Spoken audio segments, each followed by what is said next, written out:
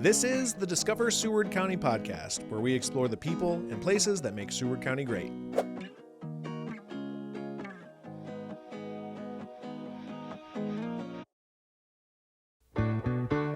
Thank you for being a friend. Travel down the road and back again. Your heart is true. You're a pal and a confidant. And if you threw a party, invited everyone you knew, you would see the biggest gift would be from me, and the card attached would say, thank you for being a friend.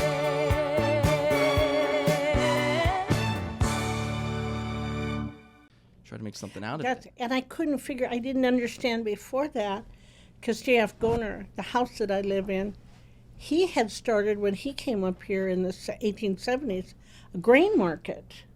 And I thought, well, what is that? Where? And they would just bring their grain in wagons and scoop it in a room. Oh my God. Yeah. And then when they sold it, they'd have to scoop it out and put it on the train again. Because the train did come to Seward, and we were at the end of the line in 1873. But can you imagine hand scooping all of that and just storing it?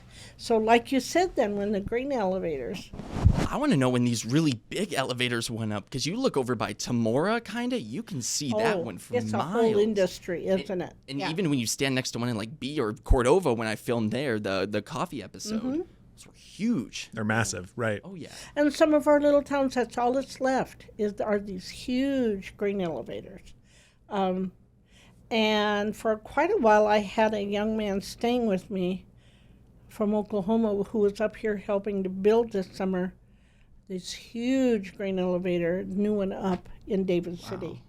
And it is multi-million-dollar, just huge Right. operation. There's construction companies where that's what they do, right? That is all they do is they build grain elevators. They're so specialized, but there's enough of that work going on. They're called the skyscrapers of the prairie. There you go. That's perfect definition. It is. It is, isn't it? And there's a prettiest view of an older one down in Pleasantdale over there when you go down that one main street. There's that elevator. That's the concept of like agribusiness, or it's a loaded topic, because it's one of those things where like the Industrial Revolution and all of that really changed things up for farmers, but then it got to a scale where now you have huge corporations buying up all of the private farmland. And so, like, it's actually a pretty interesting history to Really, get where we are really now. is. The family farm is like a dying breed. Right. Yeah. Because like I said before, when I was growing up in rural Nebraska, on each side of a square mile was 1 to 2 to sometimes 3 farm places.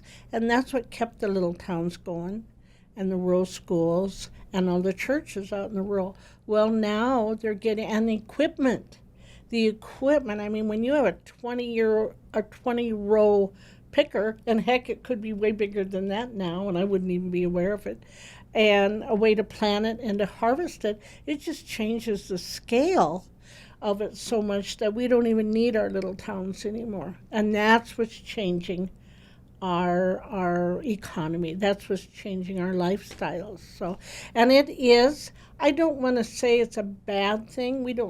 It's evolution, and that's why it's so important to look back at the history and to see how we changed. And our tallgrass prairie out here used to be cleaned off every fall with the fires.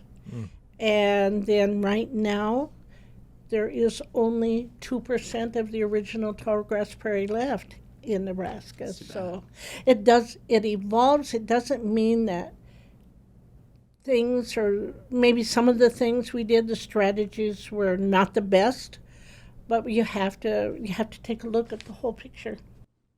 Absolutely. It's interesting that Pat's talking about the evolution and the growth of the community. So I live about 15 minutes north, right on that Butler County line, Seward County line. And growing up, our neighbors, I mean, they were pretty old. You kind of had that neighborly connection a little bit, but not necessarily.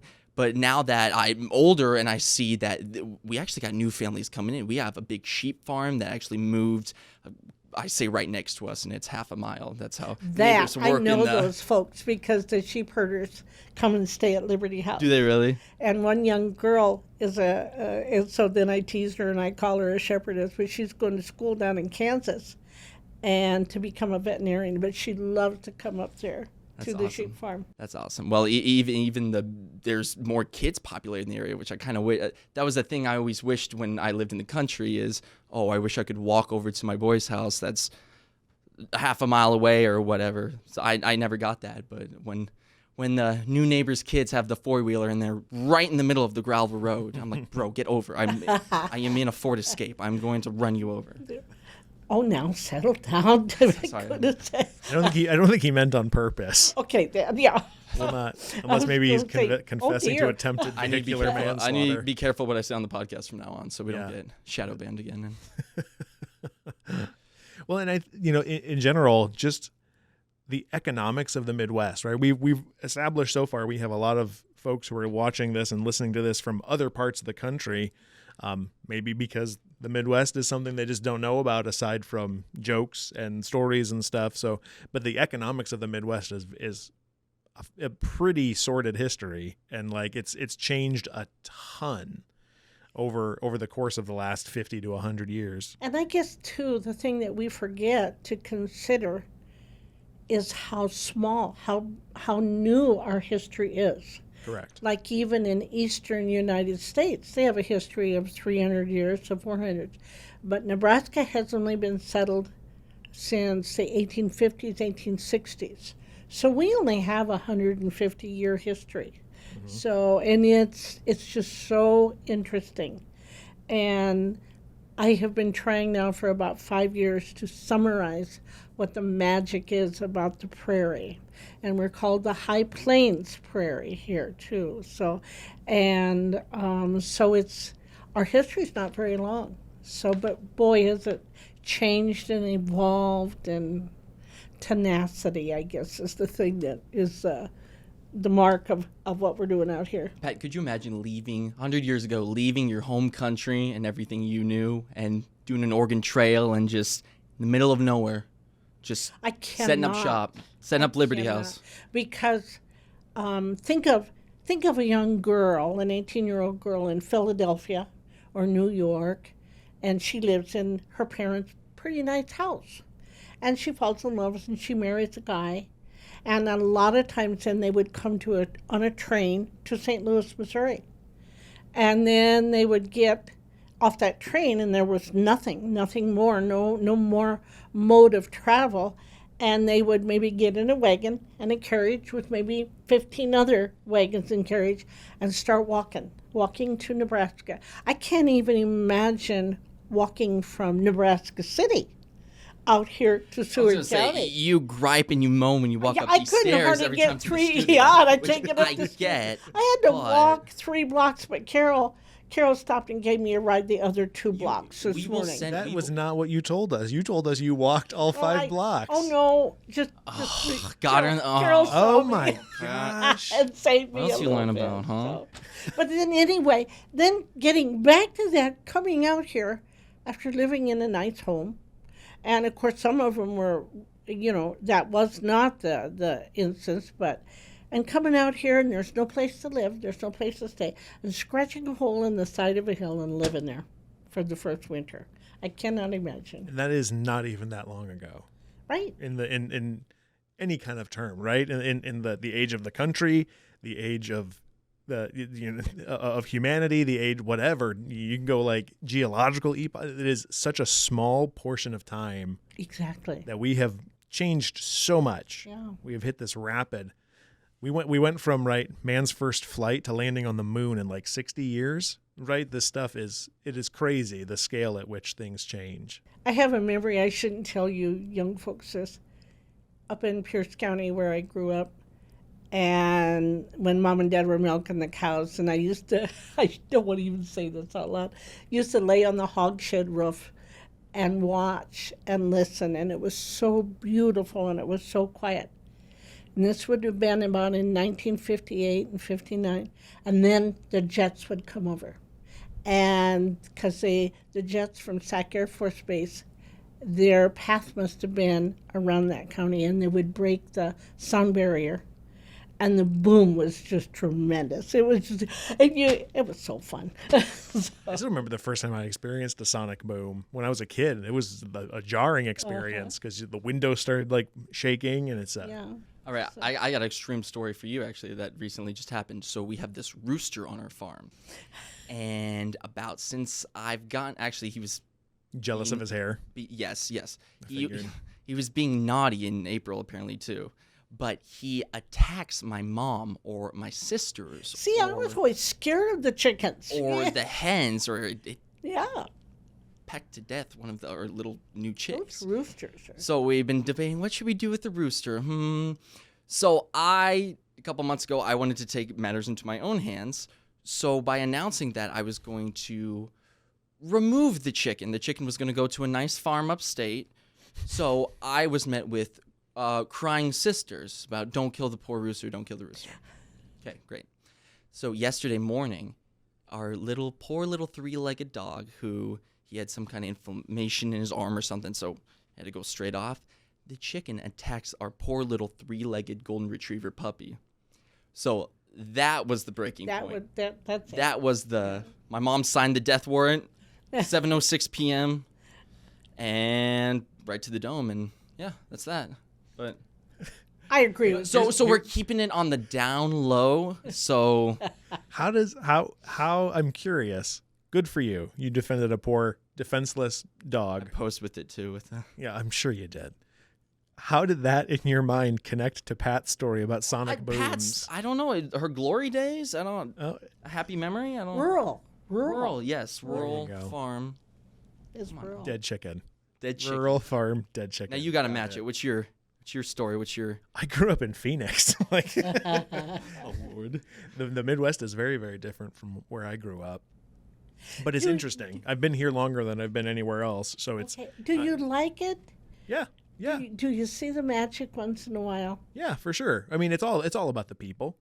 It is genuinely all about the people. There's some natural beauty for sure, and there's some interesting industry. The fact that Lincoln is sort of Lincoln and Omaha have the whole Silicon Prairie thing going for it. There's lots of tech companies starting up and operating in Nebraska of all places.